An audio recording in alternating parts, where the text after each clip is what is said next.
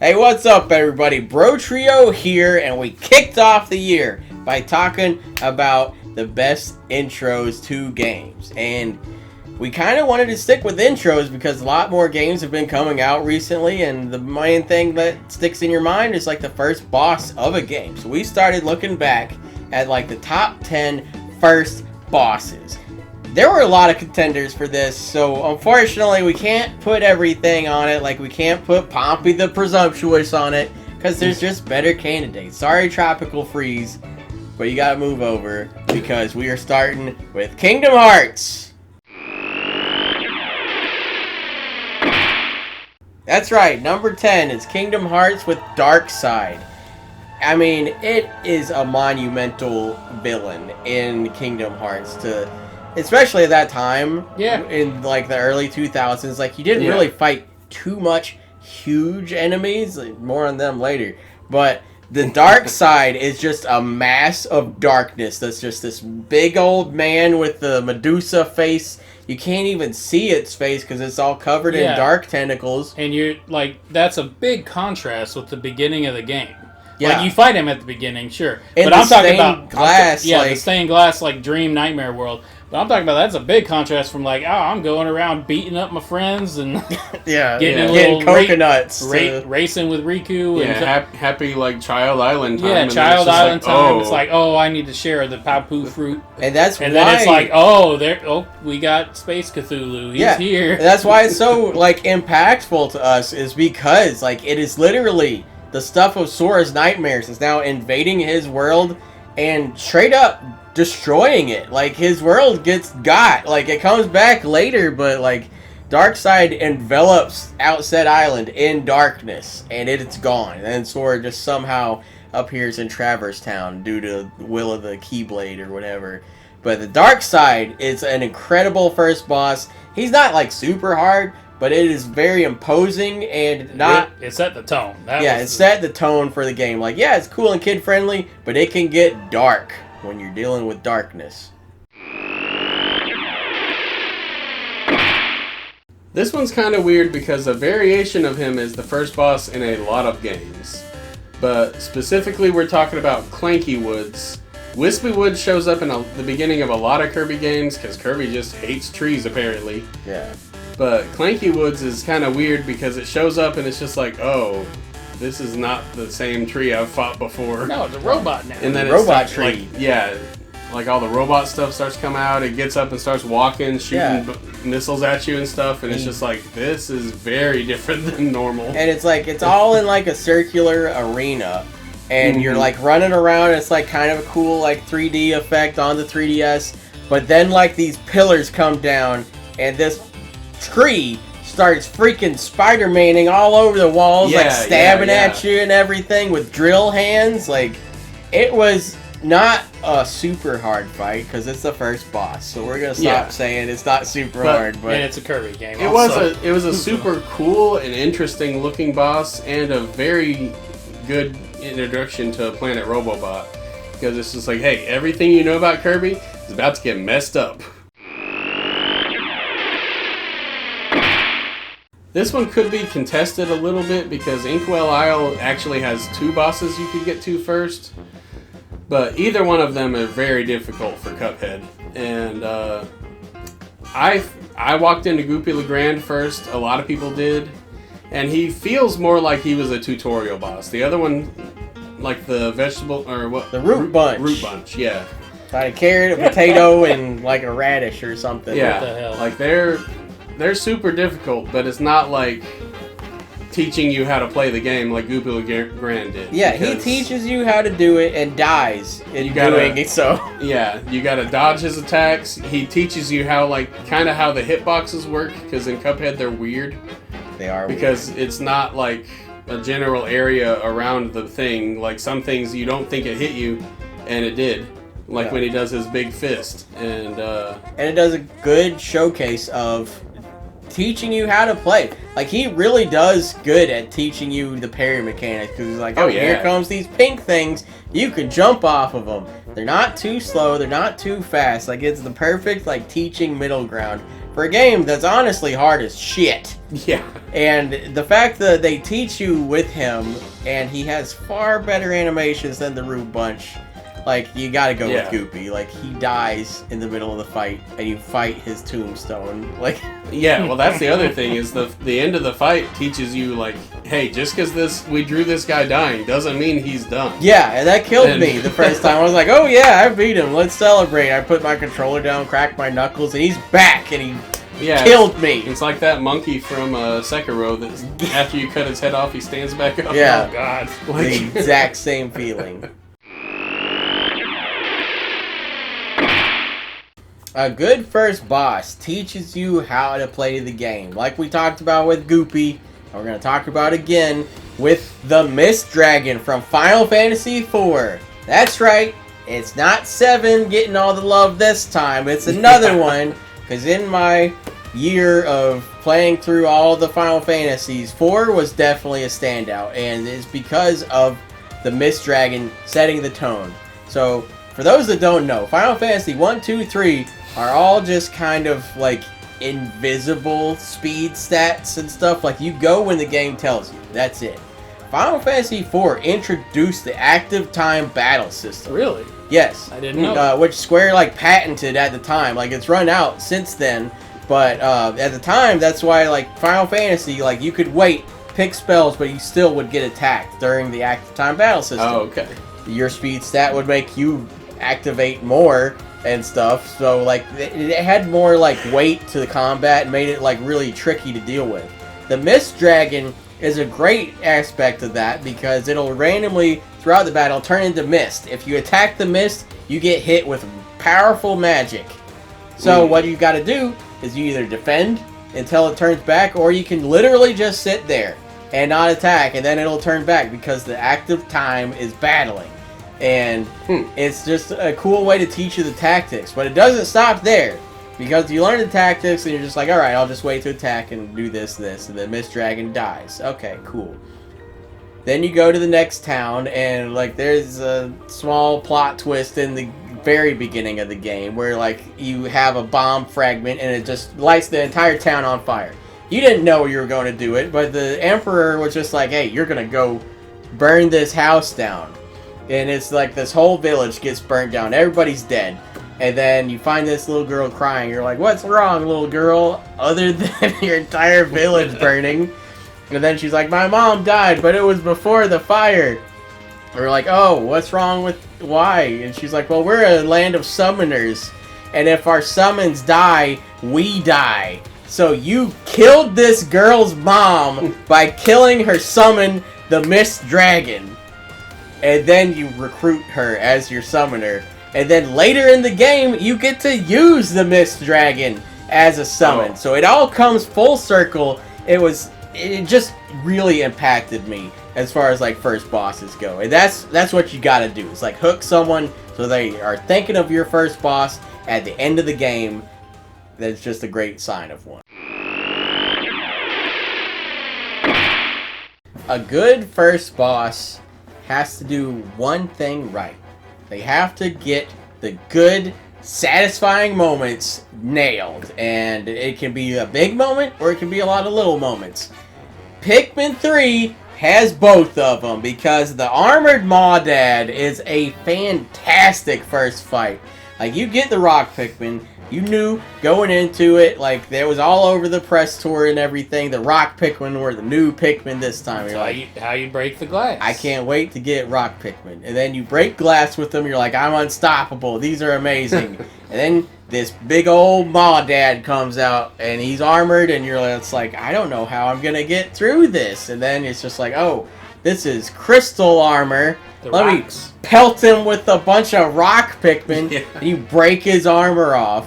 And then I want to say he gets faster the more armor you break off. I think so. But it is so much fun. He's crawling all over the arena. You're in this, like, dome spherical, like, tree in the center of it or something. He's climbing on the walls. It's like the Thunderdome. Like, and you just have to dodge his big attacks. He's got these huge mandibles, so he'll scoop up your Pikmin and eat them all and just munch on them. But you have to make sure to dodge him, throw him at him, break his armor, and then the rest of your Pikmin can start attacking the unarmored bits. And you can do something to knock him out, too, so he'll, like, flip over, and then you can just, like, everybody bum rush him! Hell And then yeah. you just murder him. It's throw one of the them most fantastic, like, boss fights in that game. Like, there are a lot of good ones. Like, the Quagmire Clops is a great one. And, like, the Mirror Weasel was really cool, too. But the Armored Maudad is by far one of the best and a great first impression for bosses.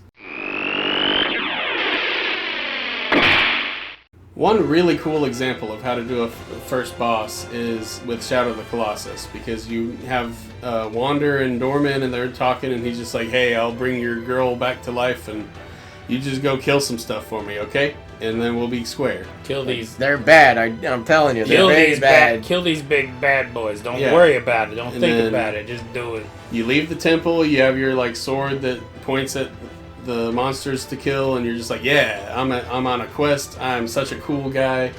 And then you see this thing, and it just stumbles into frame and just stomping, and like the ground is shaking, and you're just like, oh shit. Like, this thing is massive. It's a Colossus, and you are in its shadow. Oh god. And you I'm pretty. have to fight it. Part of the messed up part, I'm pretty sure it doesn't really go after you until you start stabbing it.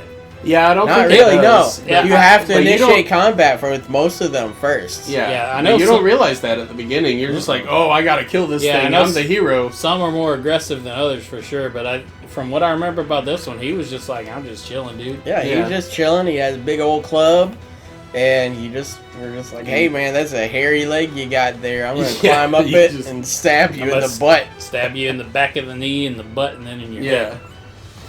And it's been said before, but like that feeling when you kill a Colossus is just like, oh, That What? little sad song starts yeah, playing. like the music gets sad. and you get hit you with the get hit weird by black the- lightning. Yeah, and you're just like, what What is happening? just Oh, happened? and Am Wanderer, good? Wanderer's getting more like up looking the whole Oh game, yeah, like halfway black. through the game, you're just like, oh, am I the bad guy? Like, Yeah, you're the bad guy. but I am the bad first guy. boss really set that in motion, because like you said, it's not violent towards you. There's other ones that are, I think it's like but, It's like Mhm. a panther. I think it like looks at you. but it's then like, you start stabbing it. It's just like, okay, I gotta smash this guy, and it really just nails the feeling of the rest of the game, like what to expect, because you're just like, well, I've gone this far. I just killed this majestic beast. I guess I'll kill the rest of them too, and it just keeps building up from there. But that first one, he's just such a cool, like, iconic one, and it's one, like, it's the first boss, so that's pretty much the first one most people think of Yeah, when they're thinking of a Colossus. I mean, it's kind of hard to forget a 50-foot tall man with a club. yeah. He's awesome. I said earlier with the Mist Dragon, we're finally talking about something that's not Final Fantasy VII. And that's true for the original. But here, we're going to talk about Final Fantasy VII Remake, because it's different. The Scorpion Sentinel is the same boss, but hoo boy, is it way, way different in Remake. It's so God. freaking cool. It's so fast, too. The first one is turn-based, and like it does the active time thing where it raises its tail and bears like, hey man, don't attack it, it's gonna do something. But in the remake, it's just attacking fast and loose. Like, there's no waiting around. If you're waiting around, you're dying. Yeah, it's climbing on the It's walls, and climbing you have on to the switch walls. to Barret so you can shoot it. Yeah, it teaches you about close range, like, it teaches you everything in the first part of it. Like, how to swap characters, how best to use, like, abilities, how to build up your ATB gauge to use abilities. It teaches you so much while being so cool, so pretty, and just so bombastically awesome. Like, it's what I pictured in my head way back with Final Fantasy VII on the PS1. Like, this is how I thought the Scorpion fight was going, and it was just so unique and, like, awesome that we got to see it realized in 4K, and just so cinematically pleasing. Going from scorpions to spiders. The next one we're talking about is Queen Goma from The Legend of Zelda Ocarina of Time. This thing is killing the Deku Tree. So you got to get in the Deku Tree. I'll say it right this time. Said it wrong for years. It's hard to break. But the Deku Tree is like, hey, there's a nasty bug. Can you come help? And then he opens his big tree mouth. You go in. After, and go through this pretty cool dungeon. Spiderwebs everywhere. Should have predicted it, but then you fight a giant spider that has like 4 legs. But this giant one-eyed spider that you have to like hit with the little Deku nuts, or you shoot it with the slingshot. You have to hit that big eyeball if you're doing slingshot. That's kind of hard mode in comparison. And it's very simple, but that's what it had to be for the first 3D the first 3D Zelda game, but one of the biggest 3D landmark adventure games, period. And it really hammered home how important Z targeting is. Oh God, for that fight, because like before, it's important, but you can get by for the most part. But that one, it's like almost necessary.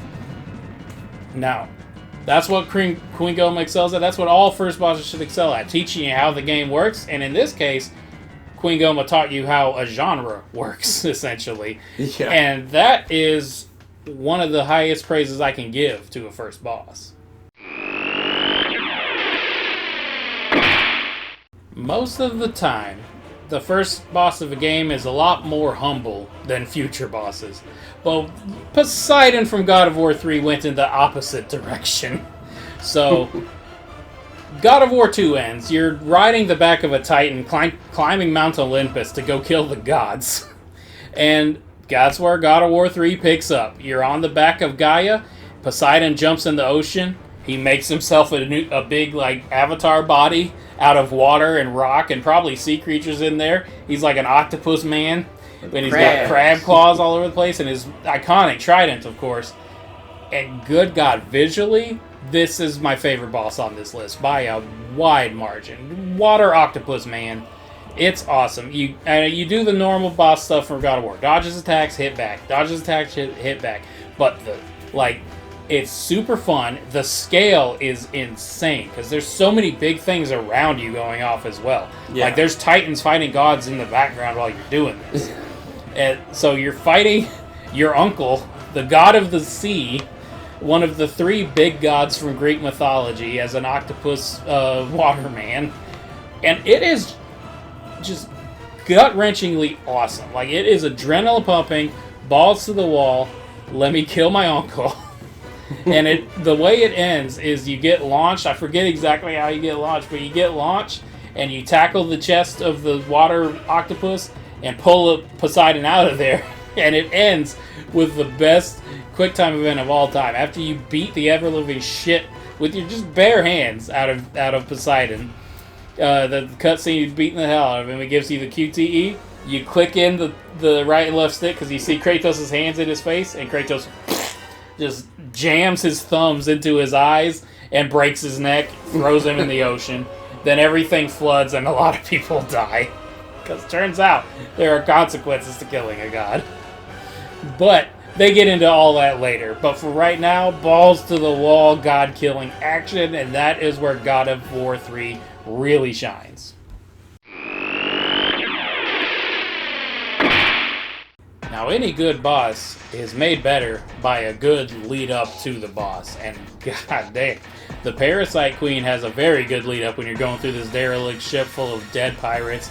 And it is not sparing the details on what happened to these guys. It's like, you'll scan this dead pirate, and it's like, this man was melted from the inside out. Or this man was cut in half, and like stuff like that. It really set the tone. Like, Metroid has always been a dark game, but Prime, it was just like, we're adding dialogue and some more flavor text to really darken this and like embellish the world a good bit. And you see a dead one on the way to the Parasite Queen, and you see little baby ones.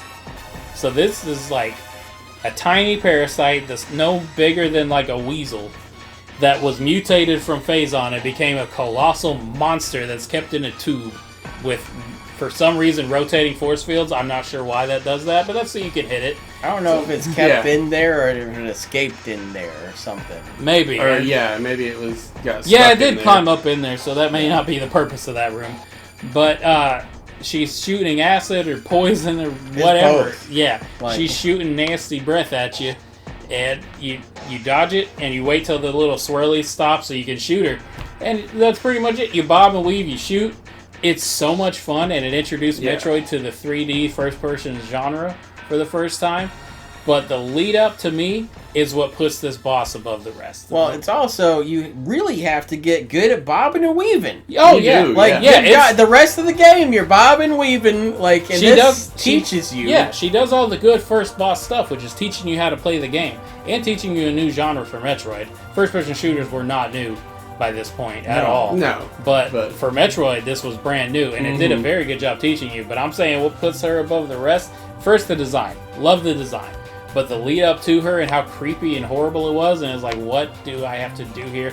Pretty sure you hear her roaring when you're in the ship, Yeah. like growling. Like it was, as far as like atmosphere, oh my god. Especially because, like, the lead up to it, like you said, there's people that are just like, his guts got boiled alive inside of him with the acid. And it's like, all right, this is a Galactic Federation trooper, and this is a space pirate. Both are acid murdered. Yeah. So it's not picking sides. It's killing everybody. Yeah, that phase-on drove her insane. It made her real big and real strong. And you had to put her down, and then, you lose your powers after that. So you don't fight another one. I would have liked to fight another one when I was naked to see how much harder it was. But no, Parasite Queen is our number one for doing what a good first boss should. Impeccable design and phenomenal atmosphere leading up to and during the boss fight. And that's going to wrap up our first bosses of a video game list, because we said it a lot of times, like, all of these do what a first boss should do, and they do it incredibly well. Of course, you probably have some favorite first bosses that we didn't mention, so let us know what we missed in the comments. Maybe you'll turn us on to something we hadn't experienced, or maybe something we just happened to forget. And be sure to like and subscribe and do all that YouTube stuff, and we'll catch you next time with more Bro Trio.